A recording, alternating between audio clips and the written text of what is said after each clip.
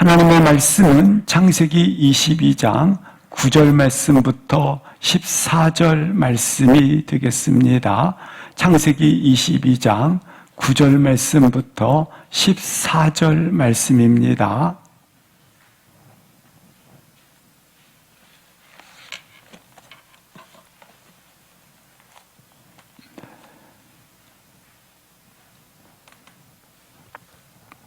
하나님 말씀은 창세기 22장 9절부터 14절 말씀까지 한 절씩 교독을 하시겠습니다.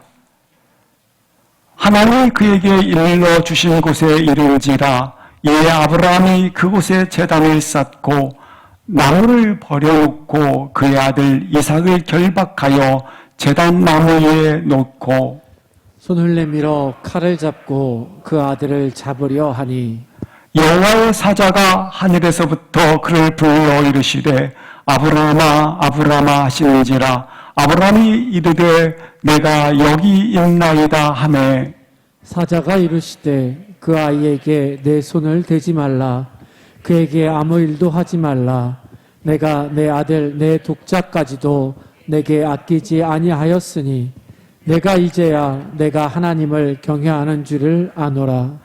아브라함이 눈을 들어 살펴본즉 한 순양이 뒤에 있는데 뿔이 숯불에 걸려 있는지라 아브라함이 가서 그 순양을 가져다가 아들을 대신하여 번제로 드렸더라. 아브라함이 그 땅 이름을 여호와 이레라 하였으므로 오늘날까지 사람들이 이르기를 여호와의 산에서 준비되리라 하더라. 아멘. 아브라함은 인생의 후반부에 모리아 산으로 올라가는 믿음의 여정을 가집니다. 우리 신앙에도 신앙이 향하고 있는 방향을 물어보시기를 바랍니다. 나의 신앙은 무엇을 향해 가는지 한번 자문해 보시기를 바랍니다. 창세기 12장에서 하나님은 약속의 말씀을 하십니다. 아브라함아 너로 복의 근원이 될지어다 라고 말씀을 하십니다. 아브라함 그 자신이 복이라고 하는 것입니다. 오늘 본문은 창세기 22장입니다. 21장까지는 아직 아브라함에게 하나님이 약속하신 복이 나타나지 않은 것입니다. 드러나지 아니한 것입니다. 아브라함아 너 자체가 복이다. 이 사실이 아직은 드러나지 않았다고 하는 것입니다. 21장까지는 아브라함이 하나님부터 받은 선물들이 있습니다. 그것은 거부해둔 물질의 복을 받았습니다. 명예의 복도 받았고 자손의 축복도 받았고 건강의 축복도 받았고 아브라함은 감사하게 행복한 복도 받았습니다. 그러나 이런 복들은 아브라함에게 있어서 본질적인 하나님의 원하심의 복이 아니었습니다. 단지 부분적인 복이었던 것입니다. 아직까지는 창세기 12장에 말씀하신 아브라함아 너가 복의 근원이 될지어다 라는 복이 이루어지지 않았다고 하는 것입니다. 하나님이 진정 주시고자 하는 복이 아브라함에게 나타나지 않은 것입니다. 이루어지지 않은 것입니다. 그래서 하나님은 아브라함을 시험하사 말씀을 하고 있는 것입니다. 하나님은 아담과 하와를 통하여 그의 이 땅에서의 하나님의 나라를 이루고 싶어하는 하나님의 계획을 말씀을 하셨습니다. 그러나 아담과 하와는 믿음의 길에 실패를 하게 됩니다. 아담과 하와가 실패함으로 말미암아 세상 속으로 하나님 백성들이 흩어지게 되었고 저주를 받아서 세상 속에 하나님의 백성들이 이처럼 다 흩어져 죽음 가운데 이르게 되었다고 하는 것입니다. 그러나 하나님은 흩어진 하나님의 백성들을 다시 찾으시기를 원하시고, 다시 모으시기를 원하시고, 다시 부르기를 원하셨다고 하는 것입니다. 하나님은 아담과 하와의 실패를 마치 하나님의 실패로 여기셨습니다. 아담과 하와의 슬픔을 하나님은 자신의 슬픔으로 여기셨다고 하는 겁니다. 우리도 그렇지 않습니까? 자식이 실패하면 나의 실패로 생각하고, 자식이 아파할 때마다 나의 아픔으로 느끼지 아니하십니까? 아담과 하와의 실패와 슬픔을 느끼신 하나님께서 오늘 본문 아브라함을 통해서 실패의 길을 걷지 않게 하기 위하여 두 가지를 하나님께서 취하십니다. 그것은 내가 너의 인생의 믿음의 길을 졸지도 주무시지도 아니하고 내가 너를 지켜보고 내가 너를 보호할 것이라고 약속을 하셨다고 하는 겁니다. 또 하나가 있습니다. 그것은 타는 횃불을 들고 쪼갠 고기 사이로 하나님이 지나가심으로 내가 너와 언약한 것, 약속한 것 반드시 이룰 것이다, 이루리라고 그렇게 약속을 하셨다고 하는 것입니다. 창세기 22장에 나와 있는 아브라함을 시험하사, 이 시험하사 부분은 아직까지 하나님이 주시고자 하는 복을 아브라함이 소유하지 못했기 때문에, 아브라함이 다 이루지 못했기 때문에 하나님께서는 이 복을 주시고자 아브라함을 시험하셨다고 하는 것입니다. 지금 21장까지 가지고 있었던 아브라함의 복들은 부분적인 복일 뿐이지 본질적인 하나님이 주시고자 하는 본질적인 복이 아니라고 하는 것입니다. 하나님의 약속이 아직은 다 실현되지 아니한 것입니다. 그렇다면 창세기 12장 2절에 나와 있는 아브라함아 너는 복의 근원이 될지어다, 이 복은 어떤 복인가? 하나님께서 말씀하십니다. 아브라함아 너 자체가 복이다. 아브라함아 내가 세상에 보내는 여호와의 복이 너니라. 너는 누구인가? 나는 하나님이 세상에 보내신 여호와의 복입니다. 21장까지는 이 여호와가 주시고자 하는 본질적인 복을 아브라함이 아직 이루지 못했고 아직 나타나지 않았기 때문에 이 21장까지 아브라함이 믿음의 여정을 걸어오면서 포기하고 싶을 때도 넘어져 미끄러질 뻔할 때도 실패처럼 보일 때도 많았습니다.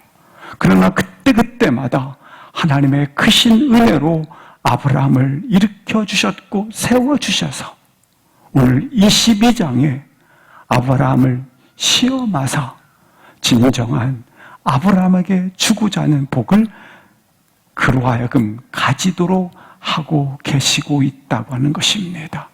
따라서 아브라함에게 주신 모리아산의 시험은 너로 세상에 보내진 여호와의 복임을 알게 하기 위해서, 너가 이런 복을 받은 자라는 것을 알게 하기 위해서 시험하셨다고 하는 것입니다.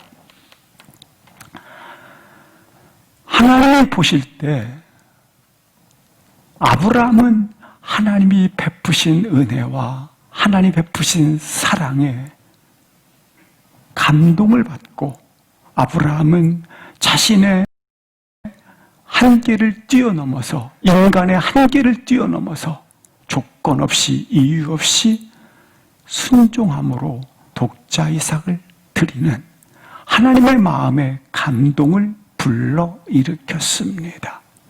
이때 하나님은 무슨 생각을 하셨을까요? 사람도 하나밖에 없는 독자 이삭을 순종함으로 드린 바 되었는데 이미 죄를 지은 인간을 향해서 하나님께서는 아들을 보내시기로 계획하셨지만 언제 보내실 것인가? 이 부분에 대한 결단을 하는 시기가 바로 모리아산에서의 독자 이삭의 드림의 시간이었다고 하는 겁니다. 그렇습니다. 우리도 그렇지 않습니까? 하나님 앞에 그 사랑에 젖어서, 하나님 앞에 그 감동에 젖어서 하나님 앞에 나를 내어놓을 때에 감사하게 하나님이 내게 주시고자 하는 모든 것들, 그것들이 내 안에 주인으로 들어와 충만함을 고백하지 아니하십니까? 그래서 창세기 22장은 아담과 하와의 불순종이 온전한 순종으로 변화되는, 아담과 하와의 불순종이 아브라함의 온전한 순종으로 세움받는 하나님 나라의 시작을 다시 선포하는 본문이 된다고 하는 것입니다. 우리 사랑하는 모든 식구들에게 아담과 하와가 하나님 나라의 시작을 선포했지만 그에게는 실패하였기 때문에 하나님께서는 다시 아브라함을 통하여 그의 나라의 시작을 알리는 모리아산의 시험의 여정이 있었던 것처럼 우리 가운데 하나님의 시험이 올 때 다시 한번 아브라함처럼 온전한 순종을 통해서 승리할 수 있기를 주의 이름으로 기도합니다. 오늘 본문은 우리 가운데 두 가지 사실을 말씀하고 있습니다. 아브라함의 육적인 계보에서 누가 오십니까? 예수 그리스도가 오십니다. 육적인 계보에서 예수 그리스도가 오심으로 말미암아 대적 원수의 성문을 차지하게 됩니다. 여기 원수의 성문을 차지했다고 하는 것은 마귀의 권세를 가지고 하나님 백성들의 영혼을 넘나들었던 겁니다. 함부로 그렇게 마귀는 자신의 권세를 가지고 하나님 백성의 영혼을 넘나들어서 자기가 주인 행세를 했던 것입니다. 그런데 예수 그리스도가 오심으로 말미암아 성문을 차지하리라. 함부로 그렇게 마귀가 뭐하지 못하도록 공격하거나 주인 되어지거나 마귀가 우리의 영혼을 차지하지 못하도록 누가 그 성문의 주인이 되신다? 예수 그리스도가 성문의 주인이 되시리라고 하는 것입니다. 마침내 예수 그리스도가 나의 영혼의 성문으로 주인으로 계신, 성문의 주인으로 계신다고 하는 것입니다. 그렇습니다. 하나님은 예수 그리스도를 이 땅에 보내심으로 말미암아 나의 영혼이 죄와 육체 소욕에 의해서 함몰되지 않도록 나를 어떻게 한다? 지켜주신다. 붙들어 주신다. 그가 놀랍게 인도하여 주신다. 나로 하여금 죄로 인하여 승리하게 했을 뿐만 아니라 하나님의 성품의 참여자로 나를 이끌어 주신다라고 하는 것입니다. 다시 한번 나의 영혼을 우는 사자 마귀는 넘나들었지만 예수 그리스도가 나의 성문의 주인이 되어주심으로 함부로 공격하지 못하도록 넘나들지 못하도록 지킨다는 사실을 확인할 수 있기를 주의 이름으로 기도합니다. 우리 본문에서 두 번째 보는 것이 있습니다. 신앙의 안목이 떠지는 것입니다.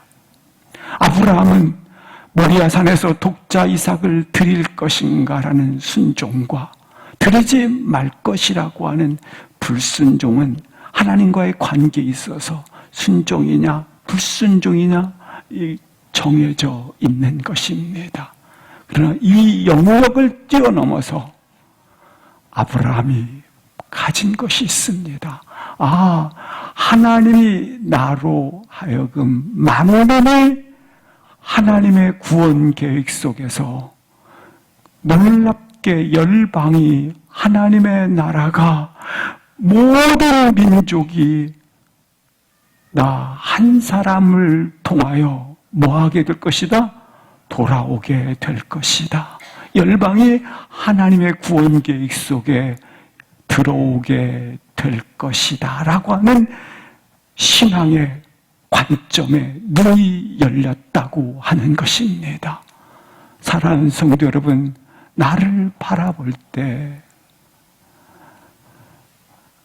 신앙의 관점에서 바라보실 때 하나님이 나라는 인생을 통하여 거대한 하나님의 구원 계획을 통하여 바라보시고 이 거대한 구원 계획, 나라는 인생을 통하여 하나님의 모든 열방이 주께 들어오는 구원 계획을 가지고 계시구나. 흩어져 있는 열방의 하나님의 백성들을 다시 찾으시고 부르시고 돌아오는 것을 나를 통해서 하나님이 가지고 계시는구나. 이렇게 아브라함이 신앙의 관점이 열렸다고 하는 것입니다. 그렇습니다. 우리 각 사람은 그리스도인입니다. 하나님의 말씀을 묵상하며 그 말씀을 붙잡고 걸어가는 분들이십니다. 이런 우리에게 내가 보기에 저의 삶도 사소한 것이 너무 많고 별 볼 일 없이 보이는 것들이 너무 많이 있지만 실상 하나님 구원 계획 속에 이루어지는 삶이 때문에 이 삶은 소중한 삶이요. 하나님의 구원 계획 속에서 내 삶이 펼쳐지고 있기 때문에 시시한 것 같고 사소한 것 같고 별 볼 일 없는 것 같은 삶이라 할지라도 하나님의 구원 계획 속에서 이루어지는 삶의 발걸음이기 때문에 소중한 삶이라고 하는 것입니다. 그것이 무엇인가? 하나님의 나라라고 하는 겁니다.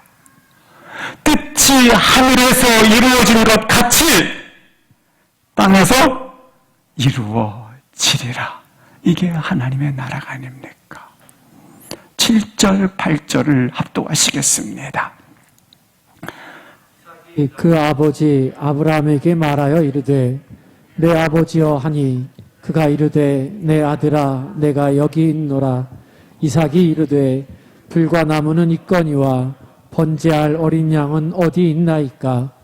아브라함이 이르되 내 아들아 번제할 어린 양은 하나님이 자기를 위하여 친히 준비하시리라 하고 두 사람이 함께 나아가서 7절 말씀해 보시면 이삭이 그 아버지 아브라함에게 말하여 이르되 번제할 어린 양은 어디 있나이까.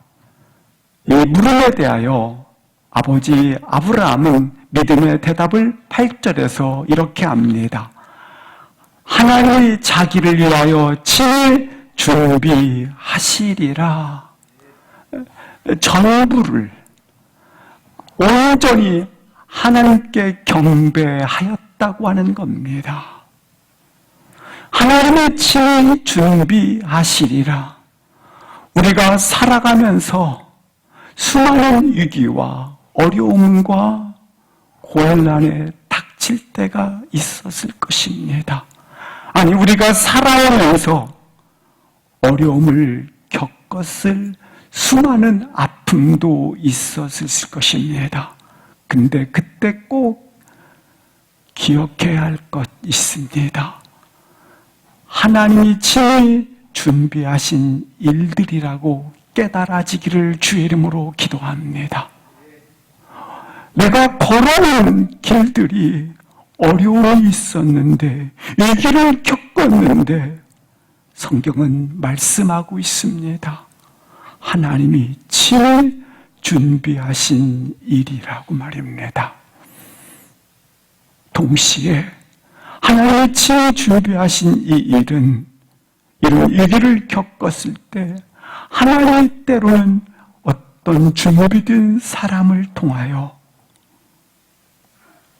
때로는 하나님이 축복을 펼치심으로 전혀 알지 못하는 도움의 손길을 통하여 하나님이 축복하셔서 그 일을 이기게 하셨습니다. 그것 또한 누가 친히 준비하신 것이라? 하나님이 친히 준비하신 일이라고 하는 것입니다. 그러므로 앞으로의 나의 인생의 발걸음도 친히 아버지가 준비하셨음을 확신 갖기를 주의 이름으로 기도합니다. 그렇습니다. 나의 지혜보다 하나님의 지혜는 무한하시며 세상의 능력보다 하나님의 능력이 크십니다. 이 하나님이 친히 준비하셨습니다. 9절을 합독하시겠습니다. 9절 합독을 하시겠습니다.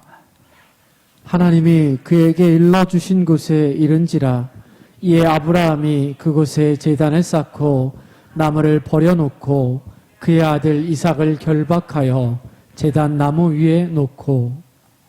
보면 세 가지 부분들을 말씀해 주고 있습니다. 첫 번째는 그의 아들 이삭을 결박하여 제단 위에 놓았다고 말씀을 하고 있습니다.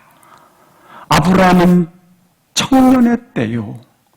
그리고 이삭은 약 130세 정도에 된 이미 그가 노년의 때의 나이가 됩니다. 제단 나무 위에 이삭을 올려놓는 것은 싸움이 있을 수 있고, 그리고 어찌 보면 이삭이 도망할 수도 있고, 거꾸로 아버지 이삭을 결박하여 제단 위에 올려놓을 수 있는 힘을 가진 사람이 청년 이삭입니다. 그런데 이삭은 스스로 나무 제단 위에 놓아졌다고 말씀을 하고 있는 것입니다. 왜입니까? 왜 이처럼 순종합니까? 그것은 무한하신 하나님의 사랑을, 끝없는 하나님의 사랑을 알기 때문입니다. 사랑은 허다한 죄를 덮을 뿐만 아니라 사랑은 두려움을 몰아내게 됩니다. 사랑은 우리로 하여금 두려움을 내어쫓는 능력을 가진 것입니다. 그런데 이삭은 하나님의 크신 사랑, 끝없는 사랑을 받았다는 사실을 깨달았다고 하는 것입니다. 우린 하나부터 끝없는 사랑을 받았기 때문에 표현해야 될 고백이 있습니다. 내 잔을 넘치나이다. 우린 사랑받기 위해 태어난 사람이 아닙니다. 물론 사랑받기 위해 태어난 부분이 있습니다. 그러나 그것보다 사랑받았기 때문에 태어난 사람입니다. 우리는 사랑받기 위해서 십자가의 길을 걷는 자들이 아닙니다. 사랑받았기 때문에 십자가에 놓이는 사람입니다. 아들 이삭이 사랑을 받았기 때문에 제단 위에 놓인 것처럼 나는 사랑을 받기 위해 십자가의 길을 걷는 자들이 아니라 이미 사랑을, 끝없는 사랑을 받았기에 십자가의 길을 걷는 자라고 하는 것입니다. 왜 움켜줍니까? 왜 손을 펼치지 못합니까? 사랑에 목말라 있기 때문에 그렇습니다. 사랑을 받지 못했다고 깨닫지 못하기 때문에 그렇습니다. 사랑이 부족하면 부족할수록 움켜쥐는 겁니다. 내 중심이 되는 겁니다. 나가 주인이 되어버리는 것입니다.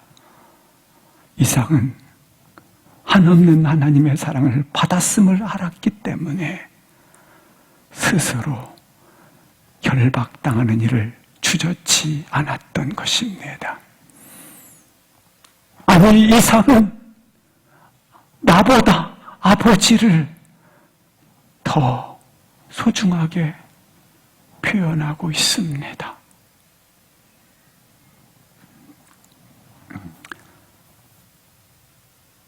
다시 살릴 줄을 믿었다고 하는 부활의 믿음을 가진 것입니다. 사랑하는 성도 여러분, 끝없는 하나님의 사랑, 십자가의 사랑과 부활의 능력을 가진 이삭은 오늘 스스로 결박당하여 제단 위에 놓이게 되었다고 하는 것입니다. 그렇습니다. 이삭은 죽은 것입니다. 나란 존재는 어디로부터 시작되어지는가? 이처럼 사랑을 받았고 부활의 믿음을 가진 자는 어디로부터 시작되는가?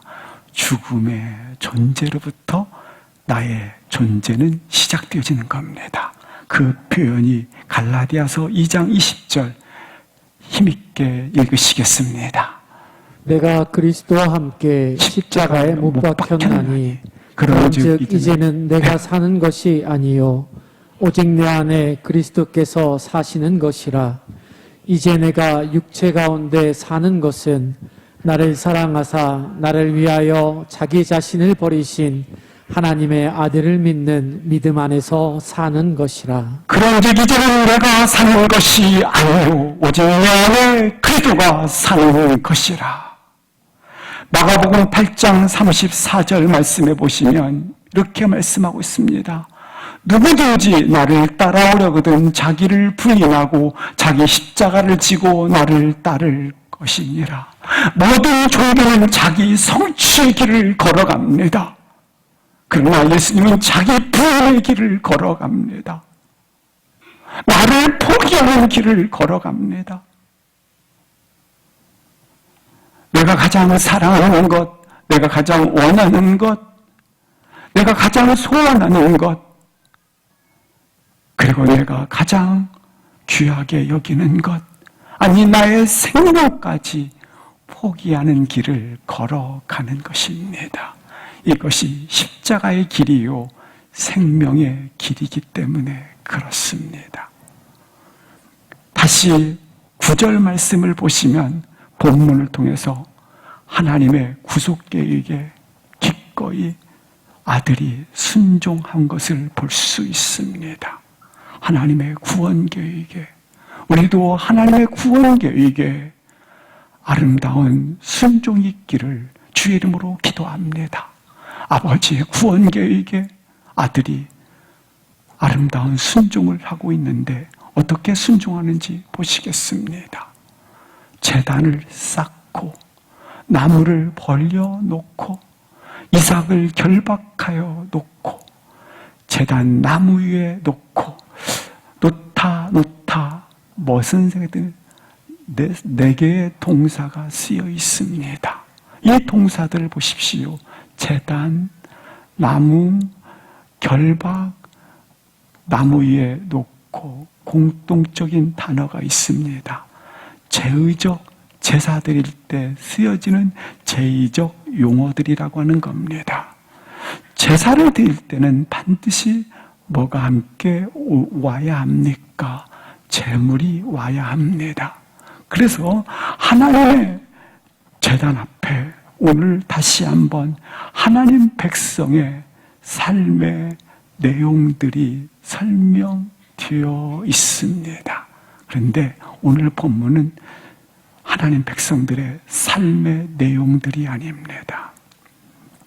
이 본문은 제어적 용어를 뛰어넘어서 문학적 표현이 되겠습니다. 이것은 하나님이 나를 대하는 하나님의 행동입니다. 하나님 한 영혼을 향한, 우리 한 사람 한 사람을 향한 하나님의, 한 영혼을 향한 하나님의 대하심의 행하심, 행동이라고 하는 것입니다.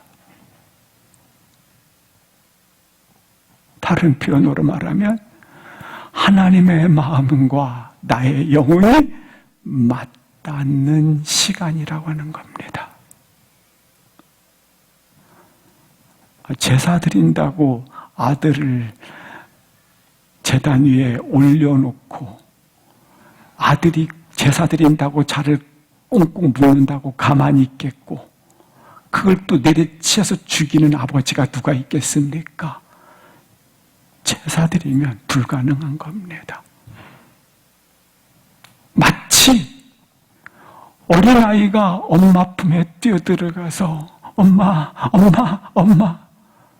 그 엄마라고 부르는 아이의 마음과 이것을 듣는 엄마의 마음이 서로 그렇다, 딸아, 이렇게 맞닿듯이 아버지의 마음과 나의 영혼이 포개지는, 맞닿는 사건이라고 하는 것입니다. 하나님이 한 영혼을 향한 그의 행함을 늘 잊지 마시기를 주의 이름으로 기도합니다. 이 세 번째 본문을 통해서 볼 수 있는 것이 있습니다. 그것은 함께라고 하는 겁니다. 제단을 쌓고 나무를 벌려놓고 이삭을 결박하여 제단 나무에 놓았더라. 아브라함이 혼자 한 일이 아닙니다. 이삭이 혼자 한 일이 아닙니다. 함께 동행한 것입니다. 지금 그들이 도착한 이 장소, 이곳은 어떤 곳입니까? 이곳은 내가 죽어야 되는 장소요, 그리고 아버지가 죽여야 하는 장소입니다. 절박한 현장이라고 하는 겁니다. 긴급한 현장, 절박한 현실이라고 하는 겁니다. 이삭이 죽어야 하는 자리요, 아니 아브라함이 죽여야 하는 자리입니다. 그런데 초연하게 아무 일 없는 것처럼 쌓고 놓고 결박했다. 이게 신앙입니다. 신앙은 이성적으로 합리적이구나, 경험적으로 확신을 갖는 거구나, 아니 누가 봐도 다 좋은 것이구나, 이게 신앙이 아니에요.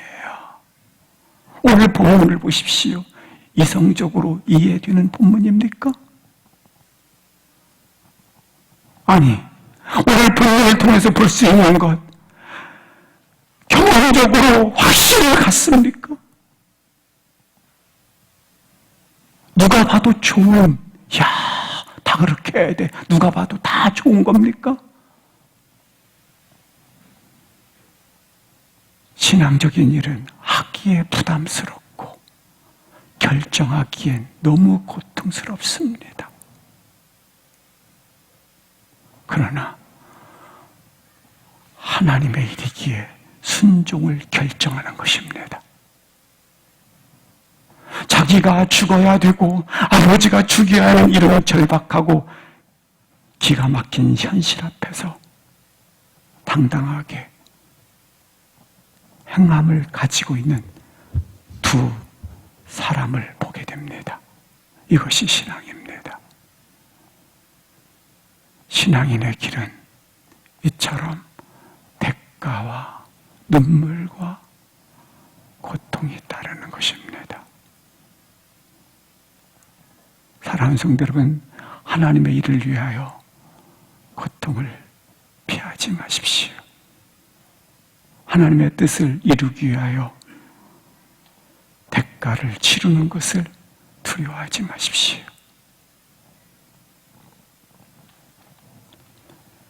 사랑하는 성도 여러분, 하나님께서도 나의 구원을 위하여 자신의 독생자를 내어놓는 고통을 겪었지만 하나님은 침묵하셨어요.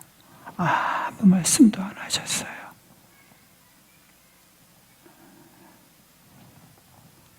고통스럽고 아팠지만 말씀치 않았어요. 우리 예수님께서도 겟세마네 동산에 올라가서 아버지여 내 뜻대로 마옵시고 아버지의 뜻대로 하옵소서. 대제사장과 서기관과 바리새인들의 불법 재판 앞에 서 있었을 때도 그는 입을 열지 아니하고 친히 자기 십자가를 지고 골고다 언덕에 오르셨어요. 사람들이 침을 뱉어요. 욕을 해요. 네가 메시아라고, 구원자라고 조롱해요. 그때 주님은 아버지여 저들의 죄를 용서하여 주옵소서. 목이 마를 때 내가 목마르다. 고통스러울 때 나만 사박다니. 하나님 앞에 절규를 했어요. 이처럼 인류의 구원을 위하여, 아니 나의 구원을 위하여 화목제물이 되어주신 거예요. 그런 고통과 눈물과 아픔과 침묵을 통하여 구원을 이루어 주신 겁니다. 그분이 누구십니까? 예수 그리스도이십니다. 아브라함은 이 고통의 시간을 3일길로 모리아산에 올랐어요. 우리도 다른 지체분들과 가족분들과 또한 가까운 분들과 이런 분들 때문에 고통의 시간을 겪기도 합니다.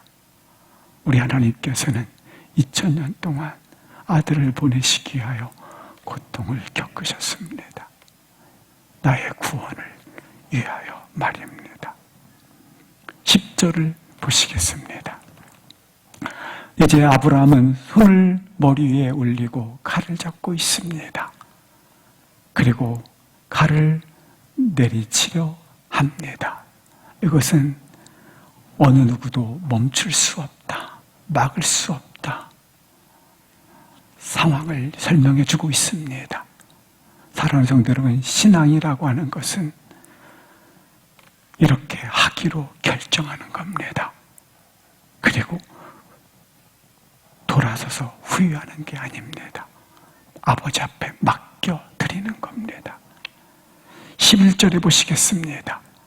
함께 합독하시겠습니다. 시작. 여호와의 사자가 하늘에서부터 그를 불러 이르시되 아브라함아 아브라함아 하시는지라. 아브라함이 이르되 내가 여기 있나이다 하매. 칼로 내리치려는 아브라함에게 하나님이 부르십니다. 아브라함아 아브라함아.